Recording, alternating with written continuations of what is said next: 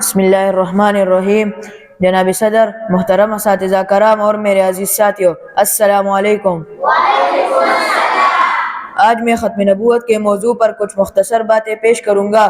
ختم نبوت کا مفہوم یہ ہے کہ حضرت محمد صلی اللہ علیہ وآلہ وسلم آخری نبی ہے اور ان کے بعد کوئی نبی نہیں آئے گا۔ یہ عقیدہ اسلام کا اہم جزو ہے اور اس پر ایمان لانا ہر مسلمان پر فرض ہے۔ ختم نبوت کا عقیدہ ہمارے ایمان کا حصہ ہے اور اس کے بغیر ہمارا ایمان مکمل نہیں ہو سکتا۔ قرآن پاک میں اللہ تعالیٰ نے فرمایا، ترجمہ: حضرت محمد صلی اللہ علیہ وسلم تمہارے مردوں میں سے کسی کے باپ نہیں لیکن اللہ کے رسول اور خاتم النبیین ہے۔ اس آیت سے یہ واضح ہے کہ حضرت محمد صلی اللہ علیہ وسلم کے بعد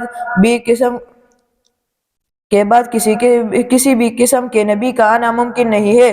ہمارے لیے ضروری ہے کہ ہم ختم نبوت کے عقیدے کی حفاظت کریں کیونکہ یہ ہماری اسلامی شناخت کا حصہ ہے۔